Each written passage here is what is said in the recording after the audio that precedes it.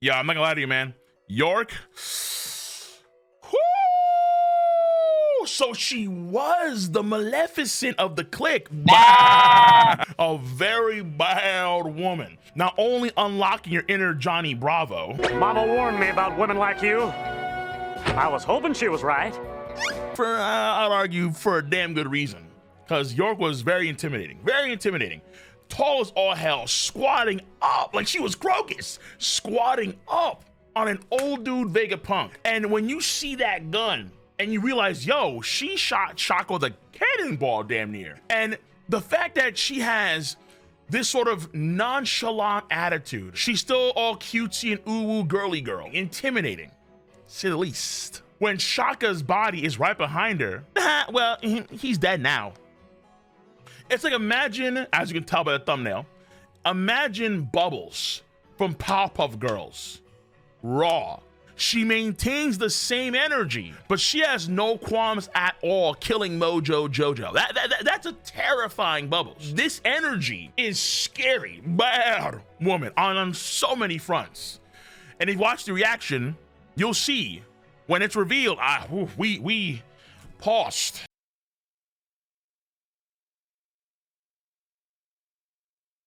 Oh. And we looked and we witnessed what is the main villainess of this arc. Now, of course, where's that live reaction?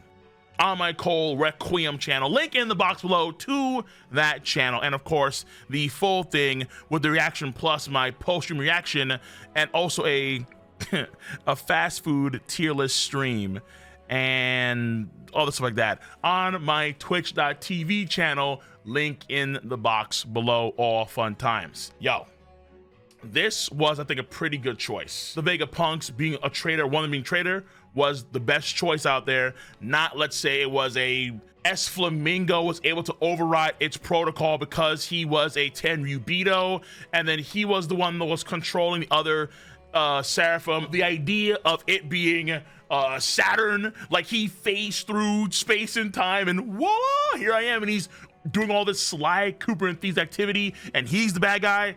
That was a bit much. Emu was a lot, like a lot. You have to do a lot to get Emu to be the one to actually manipulate behind the scenes. The same thing would go for the actual Punk Records itself. Punk Records itself became like self-sentient, and then it was, or like self-sustaining, and then it made another Vegapunk like in the corner in secret, and then that was the one. Nah, you had to do so much work. Things like a failed Stussy clone, or let's say there was actually a 7th Vegapunk made and they were elsewhere and that was revealed. Okay, fine, but still not as good as another Vegapunk being the traitor.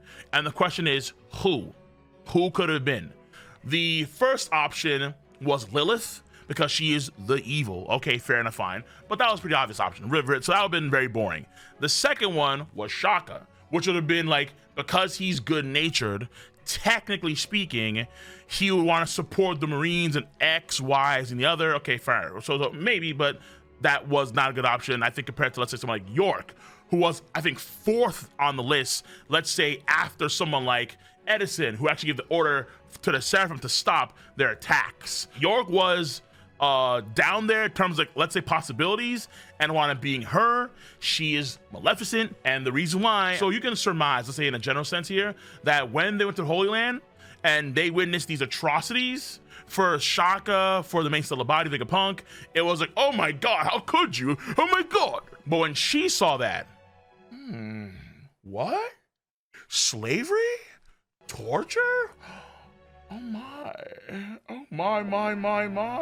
Oh my. She definitely, something clicked in her, and so she was not the girl to just sit down and eat all damn day. Good for her. Eat and sleep and defecate all damn day. No, she has gotten done to the point where it's been 3 months in the making. So I still believe that York was the one to give info to Big News Morgans about Luffy arriving on like an island and all that kind of stuff. Now, maybe it was an insider that he already has there in the Marines, maybe. But at the same time, when he's concocting a story about Luffy capturing Vegapunk, that's not true. but he is being captured, Vegapunk is for damn sure, by his own creation, York. So I like the direction Oda's going in, guessing that when she pat S Snake over the head and then she got petrified, it was probably in the orders to where she told the Seraphim that if that happened, she'd be undone. Because we do know that Boa Hancock can undo petrification based on her clash with Blackbeard. So when S Snake petrified and kicked her, and then she blew up the bridge so the other ones would fall down to the ground, well, this gave S Snake some time to undo that petrification, which allowed York to go freely about, and then she dropped down to meet Frankie and company on the lower layer. That's my guess on how things rolled out. And obviously, we see how these fights play out with the Seraphim across the entire island so far, where I don't know how, but somehow Zoro and Kaku lost track of S-Hawk. That to me is a bit weird. And you would think observation hockey. However, it could be, let's say, in the same vein as the androids in Dragon Ball, where they can't sense them because they are technically not living creatures. They're like automata. They're like robots from, let's say, Nier. So maybe that's the reason why they can't sense them. But somehow, some way, he did dip. The real stratagem, let's say, be S-Bear and S-Hawk actually collaborate. They tag team where S-Bear just smacked S-Hawk somewhere else in the area. That could be a thing here too. Likely, I'm not too sure, because could they coordinate without Luffy and company noticing? I'm not too sure. But the end result here is that Kaku / Usopp version 2 and Zoro have to go and find S-Hawk. And I think it probably ties to Robin and company, or maybe even Jinbei and Stussy, but one of those two groups may run into S-Hawk. That's very, very possible. If it's Jinbei and Stussy, I'm less worried than, let's say, of course, obviously, Atlas, Robin, and Chopper. Now, that's not to be mistaken with me undermining Robin's ability. Robin is outstanding. She beat Black Maria. You have to respect it. Her bounty is damn near Bill. You have to respect Robin. However, S-Hawk? Maybe another version of Iki Tai coming as well. But I think in the near future, they're gonna find out that it is York who is the traitor. Like, I would say in like the next 3 or 4 chapters minimum, because I think we have to kind of move things forward, especially when the narrator is telling us these things. Hold on. First of all, though, Sanji. Woo! Now, see, you thought I missed that moment when Sanji Giga Chads up. Just bring it on, kid. Hey, listen, this is the power of love. The same thing that God hit Luffy with, the fist of love. The unyielding body of love Sanji has, of course, at his disposal, and you loved, as a Sanji fanboy, love to see it. Of course, obviously, cats will try and demean Sanji by demeaning the Seraphim, as if the Seraphim are scrubs for some reason. Like, it's ridiculous. Of course, for Sanji, it's 1v1, so he has to exert more of his abilities than, let's say, Luffy and Zoro and Kaku and Lucci, but nonetheless, the Seraphim have been getting hyped for a while now. I recall so many folks way back when, and rightfully so, Jinbei in water is busted. Busted. Here you have a Seraphim that has Senior Pink's ability. He's basically in water everywhere he goes. That should be mega ultra hyper busted, right? And that was the vibes for damn sure when S-Shark did what they did. But now that Sanji took no damage because of that German body, see, people fickle like that. People flip-flop fickle like that. It definitely damn sure. You have to understand that this is the saga where the Strat crew are going to ultimately be the greatest crew in One Piece history. Full stop.